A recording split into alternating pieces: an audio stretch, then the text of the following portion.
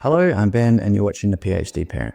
So in this video, I'm going to be discussing the prevalence of breastfeeding difficulties and the most common types of breastfeeding difficulties that mums encounter. So straight into it, when investigating breastfeeding difficulties, researchers have typically taken two different approaches. One is to use questionnaires with closed-ended questions, for example, have you experienced blah, blah, blah, and the other is to ask open-ended questions that mums fill in with whatever difficulties they've experienced. From what I can tell, the results that are obtained across these two different approaches generally converge. So, to illustrate how common breastfeeding difficulties are, I took a sample of 4 studies. Across these studies, the average percentage of mums who reported experiencing breastfeeding difficulties was 77%, with a range of about 70% up to about 90%. So, such difficulties are very common. In fact, if you don't encounter any problems, then you're in the minority. And the point at which the difficulties tended to occur differed from one study to the next, but were generally most common during the first 3 months following birth. So now on to types of breastfeeding difficulties. There are several different breastfeeding difficulties that mums experience. And to give you a sense of which breastfeeding difficulties are most commonly encountered,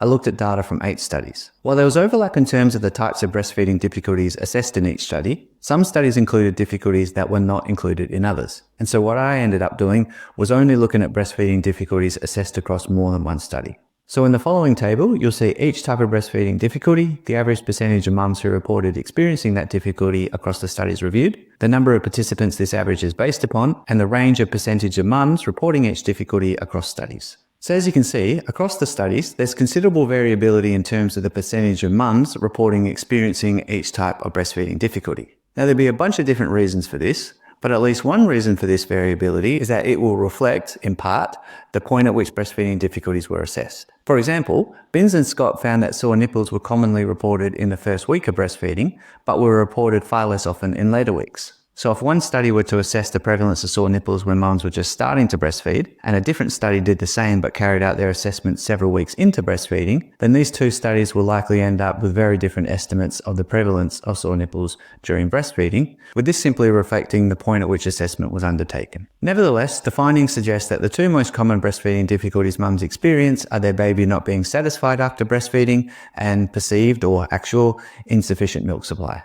However, when I looked at what researchers meant by baby not being satisfied, in at least one study it was just another way of saying that mum didn't reckon baby was getting enough milk. In other studies it wasn't really clear what was meant. So you can probably just treat baby not being satisfied after breastfeeding as just another way of asking about insufficient milk supply. Thus, I think it's reasonable to say that insufficient milk supply, whether perceived or actual, is the most common breastfeeding difficulty that mums experience. Now, if you'd like to know more, in another video I go into detail about perceived insufficient milk supply.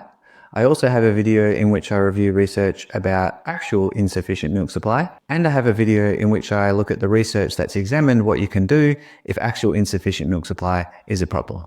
For the moment though, that's it for breastfeeding difficulties. If there's anything I've gotten wrong, any important research I've overlooked, or if you have any questions, then feel free to get in touch. Otherwise, happy parenting.